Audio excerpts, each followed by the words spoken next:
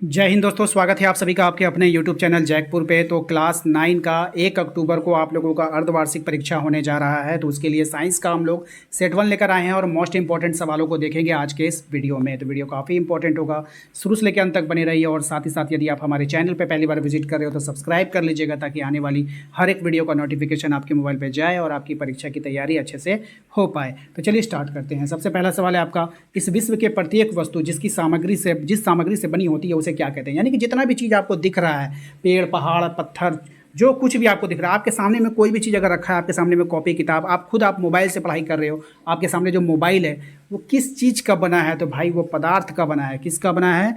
पदार्थ का बना है। ठीक है, ऑप्शन ए इसका राइट आंसर होगा। अगला सवाल आइए, भारत के प्राचीन दार्शनिकों ने पदार्थ को 5 मूल तत्वों में वर्गित किया था। तो अग्नि, आकाश, वायु, इनमें से सभी। तो 5 में से 3 नाम दिया है, तो क्या ये इनमें से सभी होगा? तो बिल्कुल इनमें से सभी राइट आंसर हो जाएगा। अगला है, पदार्थ बने होते हैं। अब पदार्थ जो है वो किसका बना होता है ये आपको बतानी है। तो पदार्थ जो बना होता है ना, वो कणों से मिलकर बनते हैं। हर छोटे छोटे छोटे छोटे कण से मिलकर के क्या होते हैं? पदार्थ बनते हैं। ठीक है, चलिए क्वेश्चन नंबर 4 पे आते हैं। जो क्वेश्चन नंबर 4 में कह रहा है कि पदार्थ के कण होते हैं। पदार्थ जो होता है उसका कण कैसा होता है? सूक्ष्म होता है, छोटा छोटा कण होता है। ठीक है, याद रखिएगा। पानी में चीनी जैसे पदार्थ घोलने पर पानी के तल में क्या परिवर्तन होता है? तो पानी में चीनी जैसे पदार्थ घोलने पर पानी के तल में क्या परिवर्तन होगा? तो ये आपको बतानी है। तो कोई भी परिवर्तन नहीं होगा उसके तल में। मान लीजिए कि आपने गिलास में पानी ले लिया और उसमें चीनी घोल दिया, तो क्या ये ऊपर चला जाएगा या नीचे आ जाएगा? पानी का लेवल कुछ नहीं होगा। ठीक है, तो इसको आप लोग याद रखिएगा। निम्नलिखित में से कौन पदार्थ नहीं है, आपको पहचानना है। जल है, ईर्ष्या है, गंध है, या इत्र की सुगंध है। तो देखिए, जो चीज़ हम महसूस कर सकते हैं या छू सकते हैं तो वही पदार्थ होता है। ठीक है, यहाँ पर आप देखिए, जल को भी हम छू सकते हैं, गंध को भी हम महसूस कर सकते हैं, इत्र की सुगंध को भी महसूस कर सकते हैं। ईर्ष्या क्या है ना, ये अंदरूनी फीलिंग है, एक तरह का फीलिंग है। ठीक है, ये पदार्थ नहीं हो सकता।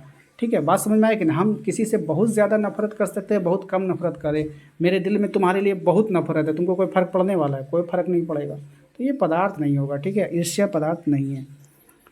पदार्थ के कणों में जिस प्रकार की ऊर्जा होती है, यानी कि कौन से ऊर्जा होती है आपको बतानी है, तो गतिज ऊर्जा होती है। तो पदार्थ के जो कण होते हैं वो निरंतर गतिशील होते हैं, इसलिए उसमें गतिज ऊर्जा होती है। ठीक है, इसको याद रखिएगा।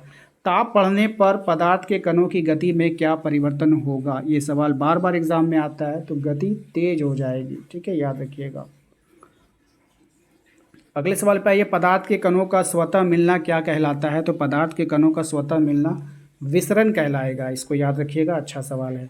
पानी में नमक जैसे पदार्थ घोलने पर पानी के स्तर में कोई परिवर्तन नहीं होता है, इससे पदार्थ के किस गुण का पता चलता है? तो ये जो हो जाएगा, पदार्थ के कणों के मध्य रिक्त स्थान होता है, तो यही जो है हमारा इस गुण का पता चलता है। बात समझ में आया? नहीं समझ में आया? फिर से समझाते हैं। मान लीजिए गिलास में आपका पानी है, आपने इसमें चीनी डाल दिया 2 चम्मच, लेकिन पानी जो है इतना ही रहता है, ना ऊपर जाता है ना नीचे आता है। तो वो चीनी गया कहाँ? चीनी तो घुल गया। तो चीनी अगर उसमें मिलाए हैं तो वो बढ़ना चाहिए ना पानी, लेकिन बढ़ेगा नहीं। इससे किस पदार्थ की कौन सी गुण का पता चलता है? या नमक आपने मिलाया तो उसमें कौन से गुण का पता चला? कि पानी के बीच जो होता है वो रिक्त स्थान होता है, हर एक पदार्थ वो जा करके एडजस्ट हो जाता है। बात समझा कि नहीं? आप देखिए, ये पदार्थ है, ये पदार्थ है, ये पदार्थ, हम सब पदार्थ को सटा सटा के रख देंगे तो बीच बीच में खाली जगह आपको रहेगा ना, तो यहीं जाके वो सब एडजस्ट होता है। बात समझ में आया? चलिए, निम्न में से कौन पदार्थ है? स्नेह, घृणा, विचार या फिर घड़ी। बताइए यहाँ पे कौन है? तो भैया जो स्थान घेरेगा, जिसका कुछ वजन होगा, जिसका वजूद होगा। तो स्नेह तो प्यार, विचार, घृणा ये सब स्थान नहीं घेरता, लेकिन घड़ी एक ऐसा पदार्थ है जो स्थान घेरता है, तो यही पदार्थ होगा हमारा। ठीक है, चलिए। ठोस के कणों के बीच आकर्षण बल क्या होगा? देखिए, जो ठोस होता है वो ठोस इसलिए होता है क्योंकि वो बहुत मजबूती से जुड़े हुए रहते हैं, इसलिए उसका आकर्षण बल क्या होगा? अधिक हो जाएगा। आकर्षण बल क्या हो जाएगा? अधिक हो जाएगा। ठीक है, बाह्य बल लगाने पर ठोस की आकृति में क्या परिवर्तन होगा? अगर आप बाहर से कोई बल लगा रहे हो तो उसकी आकृति बदलने वाली नहीं है। आप दीवार को कितनों धक्का मार दो, क्या दीवार का मुंह कान टेढ़ा होगा? नहीं होगा। ठीक है ना? चलिए, आते हैं नेक्स्ट सवाल पे।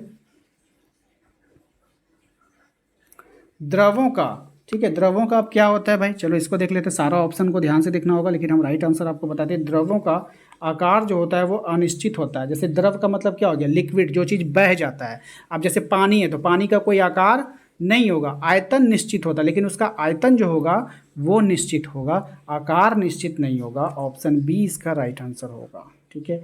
गैसीय अवस्था में कणों की गति कैसी होती है? तो गैसीय अवस्था में जो कणों की गति होती है अनियमित और तीव्र होगी। कैसी होगी? अनियमित और तीव्र होगी। द्रवों में किसका विसरण संभव है? अब जो द्रव है उसमें जो विसरण संभव है, ठोस का, द्रव का, गैस का, तीनों का संभव है। ठीक है, याद रखिएगा। ठोस पदार्थों का क्या होता है? तो ठोस पदार्थ जो होते हैं, दोनों ठोस पदार्थों का दोनों निश्चित होता है। क्या? आयतन और द्रव्यमान। ठीक है, चलिए नेक्स्ट क्या है? निम्नलिखित पदार्थों में किसकी संपीड़ितता अधिक है? अब इसमें संपीड़ितता आपको बताना है किसकी अधिक होगा, तो गैस की जो संपीड़ितता होती है वो हमेशा अधिक होती है। नेक्स्ट है आपका, निम्नलिखित में से किन पदार्थों के कणों के मध्य रिक्त स्थान अधिक होगा? तो ठोस, गैस, द्रव। देखिए गैस के अधिक होगा, ज़्यादा नज़दीक लाते हैं पदार्थ को तो वो ठोस बन जाता है, थोड़ा सा दूर दूर रखेंगे तो वो द्रव बनता है, और बहुत दूर दूर रख देंगे तो गैस बन जाएगा, उड़ने लगेगा वो। बात समझ में आए कि नहीं? तो आज़ादी, आज़ादी, जिसको जितना आज़ादी दोगे वो उतना भागेगा, तो सबसे ज़्यादा किस में हो जाएगा? गैस में। ठीक है ना।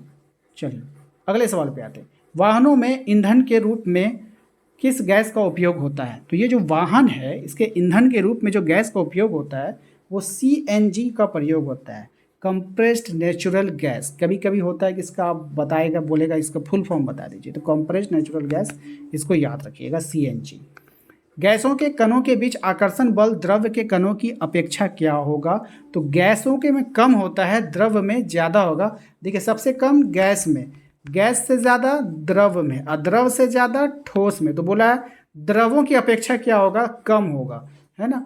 गैसों के कणों के बीच आकर्षण बल, गैस के बारे में बताना है, तो गैस में कम होगा इसलिए तो वो उड़ता है ना, द्रव तो बहता है ना, और ठोस एक जगह खड़ले रहेगा, तो ठोस में जो है बहुत ज़्यादा होता है, लेकिन यहाँ पे गैस में क्या हो जाएगा? कम हो जाएगा। ऑप्शन बी इसका राइट आंसर होगा। ठीक है, चलते हैं नेक्स्ट सवाल पे। स्विमिंग पूल में गोताखोर पानी काट पाता है क्योंकि, क्यों? पानी के कणों के बीच रिक्त स्थान होता है। अगर पानी के कणों के बीच रिक्त स्थान नहीं होता ना, तो हाथ ऐसे करके पानी वो काटता ना, तो हाथवे में चोट लग जाता। ठीक है, इसलिए वो आसानी से कट जाता है, पानी एडजस्ट हो जाता है, आप पानी को ठेल पाते हो। बात समझ में आया कि नहीं? पानी को आप आसानी से ठेल पाते हो। कोई चीज़ है आपके, मान लो कोई चीज़ आपके पास मैंने रख दिया है और उसके बगल में दीवार खड़ा कर देंगे, तो आप उसको धक्का दोगे तो वो कहीं जाएगा? नहीं जाएगा। लेकिन अगर वो खाली जगह में रहेगा तो वो एडजस्ट हो जाता है। तो पानी क्या होता है ना, एक दूसरे को धक्का मार करके वो एडजस्ट होता है, इसीलिए आप आगे बढ़ पाते हो पानी में। क्यों? क्योंकि उनके बीच क्या होता है? रिक्त स्थान होता है। तापमान का अंतर्राष्ट्रीय मात्रक क्या होता है? अब तापमान के बारे में बतानी है, तो तापमान का अंतर्राष्ट्रीय जो मात्रक होगा वो केल्विन हो जाएगा। ठीक है, केल्विन को के से डिनोट करते हैं, ये याद रखिएगा। किसी तत्व के द्रव्यमान की प्रति इकाई आयतन को क्या कहते हैं? तो किसी तत्व का जो द्रव्यमान होता है उसका प्रति इकाई आयतन को हम लोग घनत्व कहते हैं। ठीक है, याद रखना है। नेक्स्ट आते हैं अगले सवाल पे। अगला सवाल है हमारा कि बर्तन की दीवार पर गैस के कणों के द्वारा इकाई क्षेत्रफल पर पड़ने वाले बल के कारण गैस में बनता है, क्या बनेगा? ये आपको बतानी है, तो दबाव बनेगा। गैस में क्या बनेगा? दबाव बनेगा। देखिए आप लोगों ने कमेंट किया था कि भैया आप लोग हमारा नाम नहीं लेते, तो आप लोग प्लीज़ अपना नाम और अपने शहर का नाम कमेंट कीजिएगा, तो हम जरूर नेक्स्ट वीडियो में आपका नाम जरूर शामिल करेंगे। वीडियो कैसा लगा हमें कमेंट करके जरूर बताइएगा, वीडियो को लाइक कर दीजिएगा। चैनल पे पहली बार आए तो सब्सक्राइब कीजिए, हमारे व्हाट्सएप ग्रुप को जरूर ज्वाइन कीजिएगा, क्योंकि लिंक आपको वहीं प्रोवाइड कराया जाएगा सभी वीडियो का। मिलते हैं अगले वीडियो में। जय हिंद, जय भारत।